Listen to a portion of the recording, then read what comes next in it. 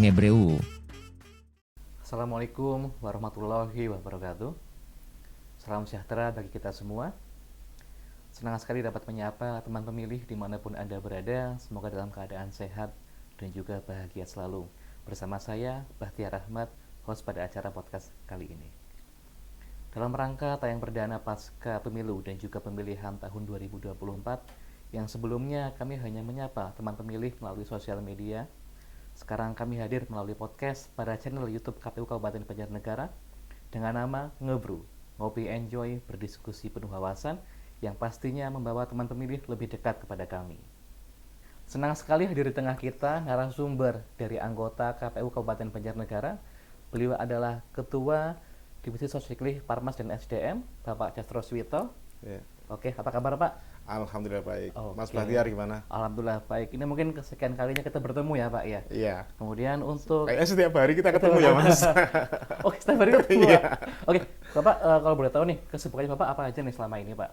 Ya ini Mas Bahtiar karena ini kita sudah di luar tahapan pemilu maupun pemilihan, jadi kita aktivitas rutin di kantor. Iya. Nah, kita masih ada beberapa tugas terkait evaluasi, juga beberapa kegiatan-kegiatan yang kami persiapkan nanti untuk kegiatan di masa non tahapan pemilu. Kemudian begini Pak, kesan Bapak apa aja Pak dengan adanya podcast ini yang hadir dengan wajah baru dengan nama Ngebru, Ngopi Enjoy Berdiskusi Penuh Wawasan? Ya ini bagus sekali ya, ini suasana yang menurut saya sangat menarik karena kita kayaknya suasananya sambil ngopi-ngopi dan pas di sini ada kopinya. Jadi nggak cuma namanya saja, tapi memang benar ada kopinya. Dan ini kopinya bisa diminum. Oh, bisa nanti Pak. Oh, kita ya, minum bersama-sama. Oke. Kemudian gini Pak, kenapa sih harus adanya Ngebru ini? Karena kan apakah ini seperti kita selama ini cuma ngopi-ngopi aja? Kan tidak mungkin kita cuma ngopi, harus ada diskusinya ya Pak ya? Ya. Jadi kenapa ada podcast ini ya? Jadi kita ingin menyapa para pemilih ya, kepada para pemilih dan masyarakat secara umum, secara luas, untuk mensosialisasikan aktivitas kita di KPU Banjarnegara, terutama ya, apa saja yang kita lakukan dan apa saja tema-tema yang akan kita bicarakan. Karena kan pemilu kan tidak hanya soal coblosan saja, tapi kita bagaimana persiapannya seperti apa, bagaimana kita memberikan pengetahuan pada masyarakat, menjadi pemilih yang baik, menjadi bagian dari proses pemilu yang dilaksanakan setiap 5 tahun sekali. Jadi dengan adanya podcast ini sebagai sarana untuk memberikan informasi kepada masyarakat agar para teman pemilih itu lebih tahu dan dekat kepada kita ya Pak ya? Iya, kurang lebihnya seperti itu Mas. Oke Pak, sebelum kita lebih jauh lagi, bisa kita nikmati dulu hidangan kita, kopi ini. Ya. Ngebreu. Kita mengusung tema pada hari ini Pak Castro, yaitu proses dan hasil pemilu serta pemilihan tahun 2024 serta kegiatan KPU setelah itu Pak. Oke. Jadi yang pertama, Bapak bisa jelaskan sedikit terkait proses dari awal tahapan sampai penetapan hasil pemilu dan juga pemilihan tahun 2024 Pak. Mungkin bisa diawali dengan pemilu terlebih dahulu. Oke, terima kasih. Jadi tahun 2024 itu adalah merupakan pemilu yang paling bersejarah. Ya, artinya ini sejarah baru karena untuk pertama kalinya kita melaksanakan pemilu serentak. Ada di situ ada pemilihan presiden, wakil presiden, pemilihan anggota DPR RI, pemilihan DPD RI, pemilihan DPRD provinsi dan pemilihan DPRD kabupaten. Itu dalam satu kali coblosan. Itu yang pertama. Artinya bisa dibayangkan dalam satu hari kita memilih 5 wakil rakyat kita dan pemimpin kita dalam pemilihan umum. Ini merupakan kerja yang berat, tanggung jawab yang berat, dan alhamdulillah seluruh proses itu bisa terlaksana dengan baik. Dan dapat kami sampaikan bahwa dalam pemilu ini kita juga sangat berterima kasih karena komisioner di KPU Banjarnegara ini kita dilantik di tengah masa tahapan yang sedang berlangsung. Tapi dalam pelaksanaannya semuanya bisa langsung match ya, sehingga semua tahapan akhirnya bisa terlaksana dengan baik. Tentu saja kami berterima kasih kepada jajaran Sekretariat KPU Banjarnegara, seluruh badan ad hoc pemilu, dan seluruh masyarakat serta stakeholder yang ikut mensupport terlaksananya pemilu dengan baik dan lancar di Banjarnegara. Oke. Kemudian untuk hasilnya apa, Pak? Ya, jadi hasil dari pemilu yang pertama adalah presiden dan wakil presiden. Dari 3 pasangan calon terpilih pasangan presiden dan wakil presiden Bapak Prabowo Subianto dan wakil presiden Gibran Raka Buming Raka.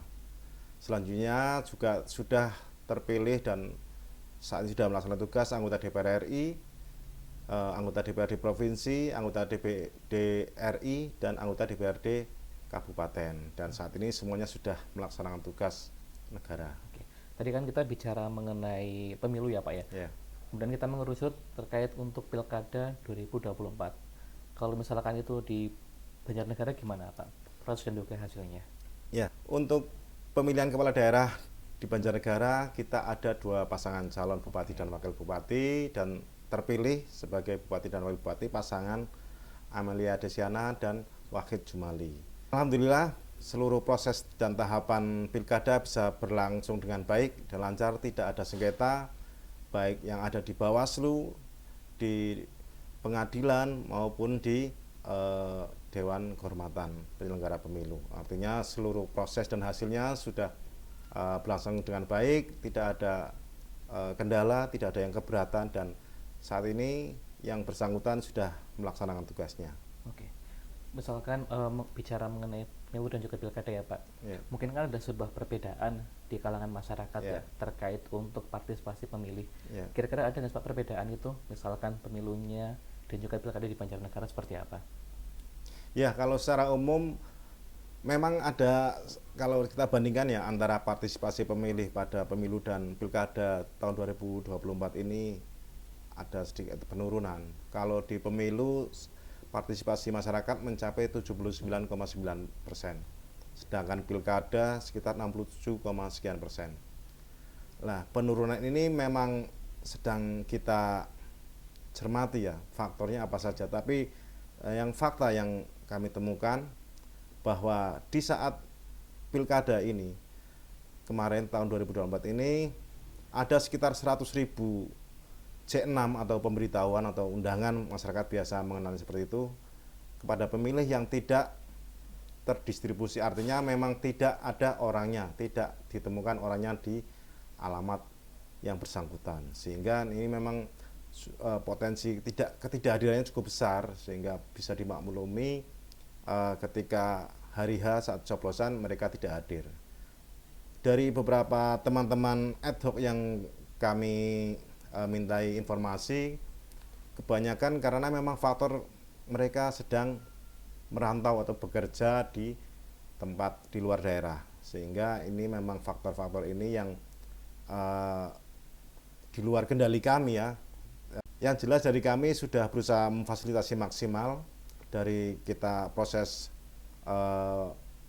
penyusunan daftar pemilih dari DPS sampai dengan DPT sudah kami fasilitasi.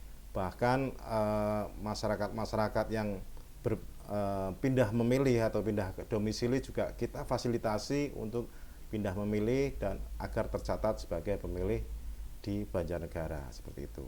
Oke. Kemudian pastikan dalam proses penyelenggara itu KPU tidak berdiri sendiri ya Pak, atau berjalan sendiri untuk menyelenggarakan pemilu maupun pilkada. Jadi pihak mana saja sih Pak yang ikut andil dalam suksesnya penyelenggara pemilu tersebut dan juga pilkada? Ya, harus kita akui bahwa pemilu ini adalah gawe yang besar. Gawenya bukan hanya gawenya kita KPU sebagai penyelenggara, tapi juga masyarakat seluruh Indonesia. Apalagi pemilu ini yang melibatkan seluruh masyarakat Indonesia. Siapa saja yang terlibat? Tentu selain kita sebagai penyelenggara ya, di situ ada KPU, ada Bawaslu. Kita juga stakeholder yang terkait ada peserta pemilu. Ya, ini partai politik, pasangan calon, dan juga calon-calon anggota legislatif. Selanjutnya ada dari pemerintah. Pemerintah ini baik pemerintah pusat maupun pemerintah daerah. Juga di situ ada TNI Polri yang juga mensupport untuk menjaga keamanan dan ketertiban masyarakat. Dan yang paling utama adalah partisipasi dari masyarakat. Masyarakat ini bukan hanya sebagai pemilih, tapi juga mereka yang terlibat atau masuk sebagai penyelenggara di ad hoc KPU maupun ad hoc Bawaslu, juga bagian dari masyarakat yang tergabung dalam ormas yang juga menjadi pemantau atau menjadi kelompok-kelompok kritis yang ikut mengawasi jalannya pemilu, dan juga dari kelompok kampus maupun media massa atau media massa ini juga mitra kita ya sebagai stakeholder yang dia ikut menginformasikan berbagai hal yang terjadi di masyarakat maupun yang sedang kita laksanakan seperti Mas Bahtiar. Oke. Kemudian begini Pak Yastro telah melewati pemilu dan juga pemilihan tahun 2024. Untuk harapan kedepannya Pak, itu seperti apa? Ya, tentu apa yang sudah kita lewati ini kan pasti ada kurangnya sana sini, dan itulah yang menjadi tugas kita.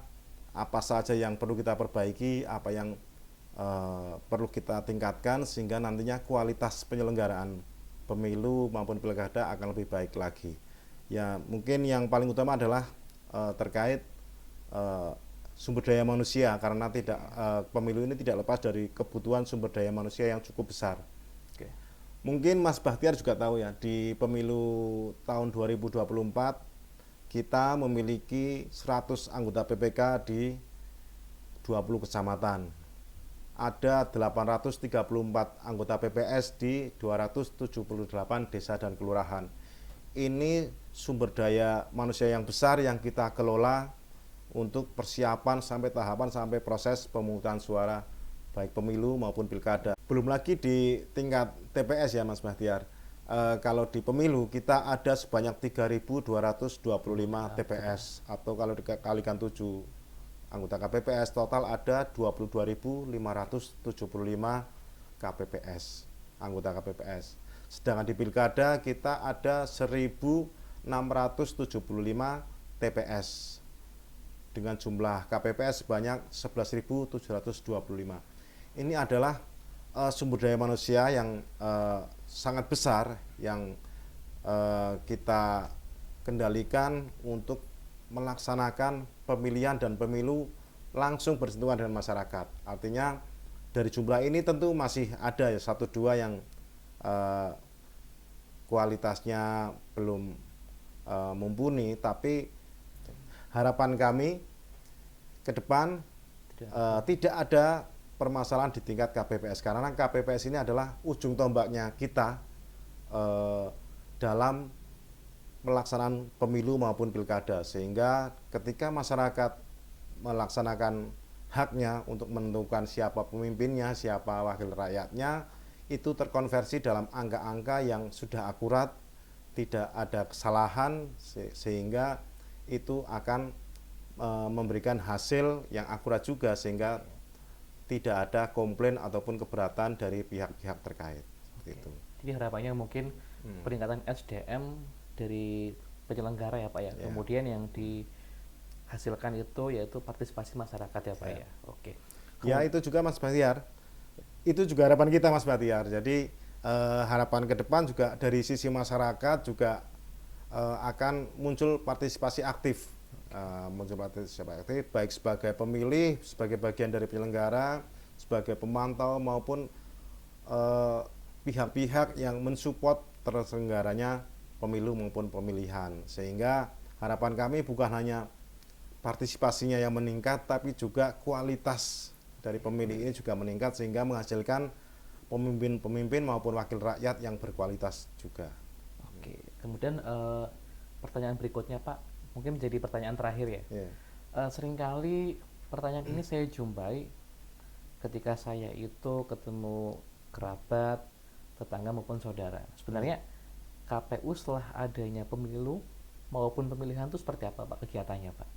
Ya, ini pertanyaan yang mungkin kita di teman-teman di KPU sering kita terima setiap hari ya. Iya betul sekali Pak. Kita tongkrongan atau kita lagi di mana Oke. sering dapat pertanyaan semacam itu. Apakah Jadi kemudian ini Pak, apa bahasanya tuh apa mau ngopi-ngopi tok gitu kan, tidak mungkin kita cuma datang ke sini ke kantor ngopi kan, tidak mungkin Pak. ya, Pasti ya banyak nggak sekali mungkin. kegiatan yang mungkin masyarakat awam tuh tidak tahu seperti itu.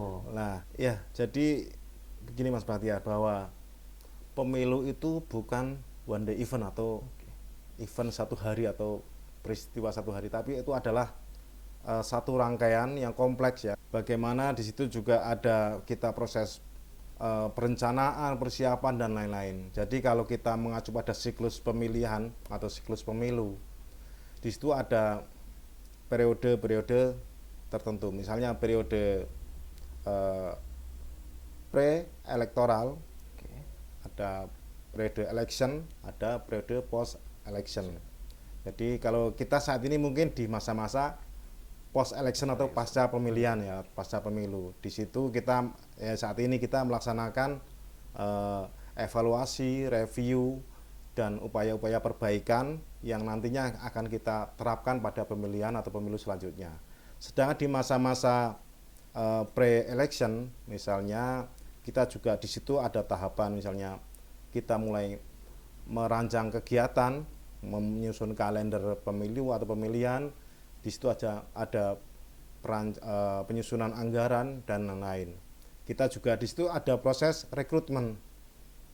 Kita ada peningkatan kapasitas SDM baik di internal kita, juga perekrutan, juga persiapan untuk proses-proses pengadaan barang dan jasa. Sedangkan yang mungkin yang selama ini kita tahu pemilu itu cuma pas coblosan saja ya, atau pemungutan suara. Di tahapan election inilah kita yang mungkin sering menjadi sorotan, karena di situ ada proses pemungutan suara, penghitungan suara, rekapitulasi sampai penetapan hasil-hasil dari pemilihan maupun pemilu. Nah, inilah, tapi di tahapan ini juga tidak lepas dari proses-proses persiapan selanjutnya. Sehingga harapan kami masyarakat juga paham bahwa KPU juga terus melaksanakan tugasnya, terutama yang pertama yang saat ini sedang kita laksanakan adalah upaya untuk meningkatkan kegiatan sosialisasi dan pendidikan pemilih. Sosialisasi ini terkait dengan hasil-hasil pemilu, hasil-hasil pemilihan, juga terkait upaya untuk meningkatkan pendidikan pemilih, karena sasaran kami saat ini adalah calon pemilih pemula yang saat ini mungkin sedang duduk di SMP atau MTS kelas 2. Ini kan beberapa tahun lagi di pemilu mendatang sebagian besar sudah menjadi pemilih. Ini yang akan kita sentuh, yang akan kita coba melakukan pendekatan melalui kerjasama dengan lembaga pendidikan dan pemerintah daerah. Salah satunya itu, dan juga tugas kita juga untuk melakukan pemeliharaan data pemilih, yang ini juga nanti akan kita laksanakan secara rutin sesuai amanat dan instruksi dari pimpinan kita di KPU RI. Nantinya akan kita lakukan pemeliharaan data pemilih, seperti itu Mas Bahtiar. Oke, jadi memang pada KPU ini setelah adanya pemilu dan juga pemilihan masih ada rangkaian kegiatan ya Pak, dan tidak berhenti di situ juga ya Pak ya? Ya, kita nggak mungkin ya, karena nggak mungkin berhenti di situ juga, karena proses-proses ini kan berkaitan dengan peningkatan kualitas dalam penyelenggaraan pemilu, sehingga harapan kita dari pemilu ke pemilu selalu ada peningkatan kualitas dari sisi penyelenggaraan. Jadi teman pemilih yang seringkali bertanya terkait kegiatan KPU apa saja setelah adanya pemilu dan juga pemilihan, tadi sudah dijelaskan oleh Pak Jastro. Jadi memang banyak rangkaian kegiatan itu yang tidak hanya berhenti pada satu hari, pada hari pencoblosan suara. Oke, terima kasih Pak Jastro atas penjelasan tadi telah disampaikan, dan juga waktunya. Mungkin barangkali kita bisa ketemu lagi di lain kesempatan Pak. Iya, habis ini kita ketemu lagi Mas. Ya, ketemu lagi. Oke, baik teman pemilih, tadi obrolan kami dengan Pak Jastro terkait pemilu dan juga pemilihan. Teman pemilih, jangan lupa untuk tetap mengikuti update terbaru dari KPU Kabupaten Banjarnegara melalui sosial media yang ada di bawah ini. Oke, sampai jumpa di episode ngobrol berikutnya.